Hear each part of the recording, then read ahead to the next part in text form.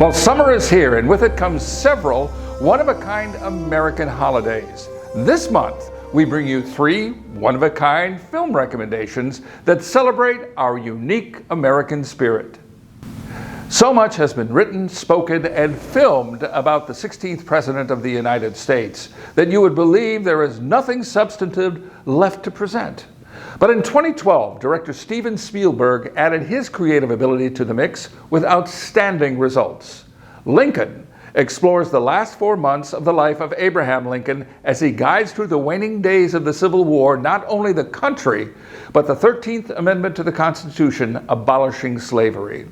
The Oscar award-winning portrayal of Lincoln by English-born Daniel Day-Lewis captures the subtlety of a canny politician and wartime leader, the emotional agony of a devoted yet troubled husband and father, as well as the deep melancholy of a depression sufferer. With a great supporting cast that included Sally Field, Tommy Lee Jones, and James Spader, Lincoln emerged as a critical and commercial success. Over there, You're a Grand Old Flag, Give My Regards to Broadway, all songs that enjoy honored places in the Great American Songbook. And all of them the result of the fertile mind of that Yankee Doodle boy, George M. Cohan. It was 1942 when legendary Hollywood director Michael Curtiz brought the biographical musical Yankee Doodle Dandy to the silver screen. But who in the world do you get to play the iconic Cohan, the man who owned Broadway? In an inspired bit of casting, Curtiz selected Hollywood legend James Cagney to play Cohan in what became an Academy Award-winning tour de force. After 80 years, the energy, the wit, and the talent of James Cagney still makes Yankee Doodle Dandy a compelling performance. With George M. Cohan in ill health, the film's grand opening was moved up from July 4th, 1942, Cohan's 64th birthday, to May 29th. Yankee Doodle Dandy was privately screened for Cohan in advance of the gala premiere. After watching Cagney portray Cohan on the big screen, Cohan was said to have remarked, "My gosh, what an act to follow." The year was 1939, and director Frank Capra was riding high after winning the Best Picture of 1938 for You Can't Take It With You.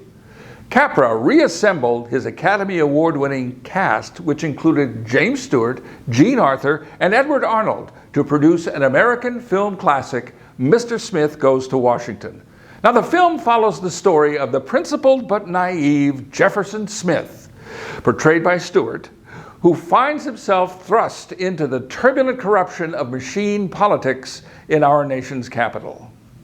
Now, the script was such that Capra was warned by the Hayes Office Censor Board that it did not reflect positively or kindly on members of Congress, and for that, Capra might be in hot water. Imagine that. In fact, on the night the film premiered at Constitution Hall in D.C., it was reported that some of the right honorable gentlemen of the United States Senate invited to the premiere were yelling at the screen, and a few actually walked out, claiming the movie to be anti-American. Imagine that. Fast forward to 1989, when the National Film Registry of the Library of Congress included Mr. Smith Goes to Washington in the inaugural Class of 25 for its historical, cultural, and aesthetic contribution to American film. Imagine that.